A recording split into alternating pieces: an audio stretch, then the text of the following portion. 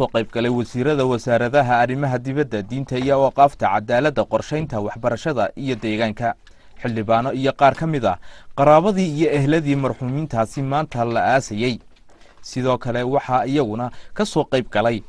aaskaasi oo goobjoog ahaa gudoomiyaha xisbiga talada haya ee kulmiye Muuse Biixi Cabdi mas'uuliyiin ka socday xisbiyada wadani iyo ucid dadka maanta la aasay ayaa ahaa dadkii lagu laayay buurta loo yaqaano barka oo ku taala magaalada Hargeysa sanadkii 1984 oo ay laysay taliskii uu hogaaminayay kaligii taliyihii macaangaga ahaa ee Maxamed Siyaad Barre waxa iyaguna goobjoog ahaa xubno ka socday hay'adda caalamiga ah ee baarista xasuuqa. Many victims and survivors and those who did not survive these terrible dark days in the 1980s. And today Somaliland and the War Crimes Commission here has taken a step towards reclaiming those lives,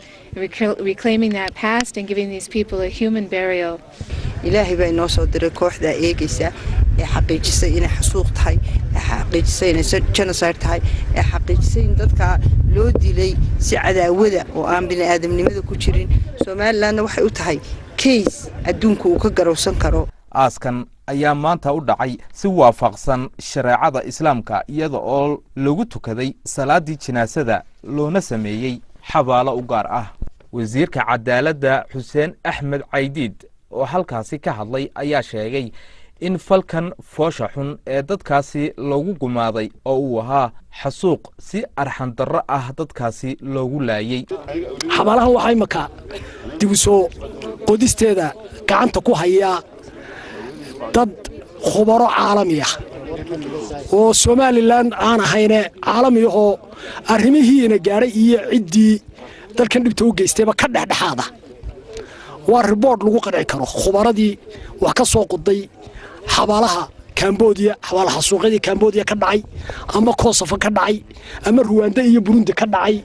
dadkii arrimaha ka soo shaqeeyay baa kuwana gacanta ku haya marka haddii la yiraahdo reportka ay qoraan ee arrinta ay ka soo saaraan wuxuu noqonayaa report dhaxdhaxaad ah oo la rumaysan karo laguna qanci karo la raaci karo taasi waxay tallaabo u tahay xagga hore loo qaaday cadaaladii aynu u tabaynay inay ka maqan tahay dadka sida foosho xun loo laayay cadaaladaynu u filaynay inay ka maqan tahay bay tallaabo hore loo qaaday u tahay kol hadii reportkoodii iyo warbixinahoodii iyo sababtay u dhinteen iyo goorta ay dhinteen iyo sida loo aasay iyo sida calaamadaha loogu tagay intuba report rasmi oo dhaxdhaxaad ay ku qormi doonaan waxay noqonayaan tallaabo xagga cadaaladda loo qaado inoo si dhaweysay noqonaysa insha Allah. wasiirka diinta iyo awqaafta Sheekh Khaliil oo salaadii jinaasada uu dadka uu tujiyay halkaasi ka hadlay ayaa ku dheeraaday karaamada uu eebasiiyay dadka iyo sida aanay u habboonayn in cuqubo laga galo sharci islaam iyo mid kala toona aanay ku jirin in dad rayid ah la xasuuqo. islaamku runtii aad iyo aad ayuu uga hortagay uu ilaaliyay xorriyadda qofka bini'aadmiga in xaq wuxuu qofka bini'aadmiga u leeyahay haddii xitaa uu dambi galo in dambiga lagu cadeeyo maxkamad ku cadeyso dabeetana wuxuu geysto lagu qaado laakiin si noocan oo kale ah aynu ogeyn aragnayna ee ahayd si aan kala sooc lahayn oo maxaan kala aan lahayn dadnimo iyo bini'aadminimo aan lahayn in dad noocaas oo kale loo baabiyo loo laayo oo la xasuuqo waxa diinta ka soo horjeedo. wasiirka arrimaha dibadda Dr. Maxamed Biixi Yunis ayaa cambaarayn caalamiya u diray xukuumaddii Soomaaliya ee uu hogaaminayay kaligii taliyihii Maxamed Siyaad Barre waxa uu sheegay wasiirka wasaaradda arrimaha dibadda Dr. Maxamed Biixi Yunis ayaa cambaarayn caalamiya u diray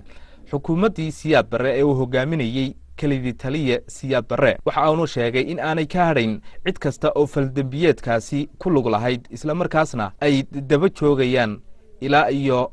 heer walba oo ay la gaadho. dadkii dambiga iyo falka geystay in maxkamad la geeyo waa waajib.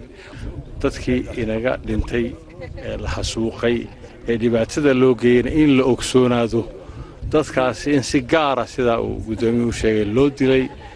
loo xasuuqay loogu sameeyay mass killings iyagoo isku wada xirxiraan la toogtay inaynu meelaha kale ee looga baahan yahay inaynu baadhno in xafiiska maanta u furan hawsha in la taageero in dawladdu gebi ahaan aynu uga soo wada jeedsano inay xuquuqda ay leeyahay xafiiskaasi iyo raadinta dadkii dembigaa galay iyo maxkamad geeyintoodu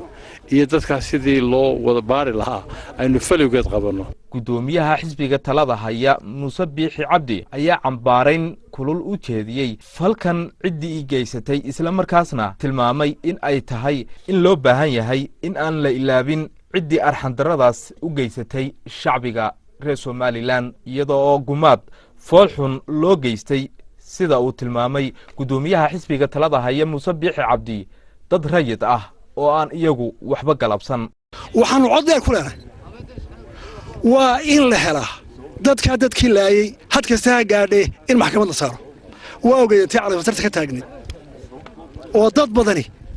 ka soo horjeedsan oo leeyahay waxa mu xasaaqin ninka qura qirsana waxa